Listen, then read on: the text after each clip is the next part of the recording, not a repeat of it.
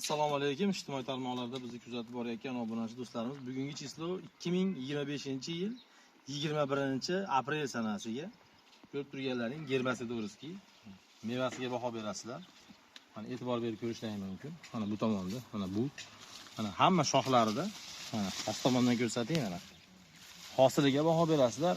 Ko'rib turganlaring, pastroqdan ko'rsating. Ko'rib turganlaring daraxt 18 yoshlik Valovoy sersa daraxti. Kesib tashlangan, kuchli kesish usulidan foydalanib kesilib solingan pindik yoshi 3 yoshda.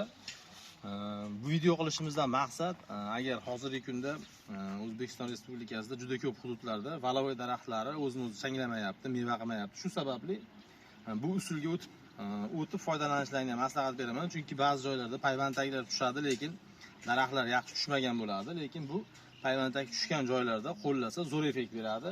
Sabab buni qo'llaganda nimaga erishadi? Birinchi navbatda daraxtni o'zgarmagan holatda bu 3 yoshlik shox, mana 3 yoshda o'sha olingan natija. E'tibor berib ko'rishlaring mumkin. Mana shu 3 yoshli shox hisoblanadi mana. Ketmon sopidek bo'lgan 3 yoshli shox, taxminan 10 kilo mevasi bor. Agar har bitta daraxtga 5 tadan ko'z solinsa, 3 yoshda 50 kilolik natijaga erishish imkoniyatiga ega bo'ladi. Bu o'tgan yili ham qilgan, lekin bunaqa yaxshi ko'p meva qilmagan, sabab yosh kichkina bo'lganligi uchun. Agar kimga shunaqa xizmatlar kerak bo'lsa, 94 139 33 39 telefon raqamlariga qo'ng'iroq qilib bog'lansalaring, daraxtlarning holatini, qanaqa holatda ketayotganini o'rganib chiqib turib, bu usulni qo'llasa bo'ladimi yoki bo'lmaydimi, shu haqida to'liq ma'lumot beramiz. Ko'rishlaring mumkin. Mana 3 yoshda bu tomondan ko'rsating. Mana bu tomonga mana 1 yoshli qilib solingan shoxlari ham bor. Mana bular 1 yoshda. Bular 1 yoshli shoxlar, mana bu ikkinchi bargga o'tdi. Xudo xolasa keyingi yildan natija ko'rsatishni boshlaydi. Do'stlar, videoga like bosamiz.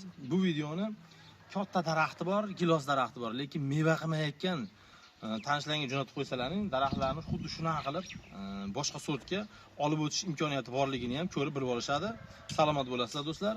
Mevalarga baho berasizlar. Bu Germasidorskiyning originali bo'ladi do'stlar. Meva olishiga baho beringlar do'stlar. Lekin qo'shag'i bo'ladi, qisman, ko'p bo'lmaydi. Mana e'tibor berib ko'ringlar. Qo'shag'i bo'ladi, lekin qisman, ko'p bo'lmaydi. Lekin asosiysi mevasi juda yilgi bo'ladi. Bu pishgandan keyin ham kalibrovkada o'lchab qo'yamiz. Challenge ham uyushtiramiz. Hamma o'zini mevasini eng yirigini oqtarib tursin. Sizlardan atvet kutib qolamiz. Salomat bo'lasizlar do'stlar.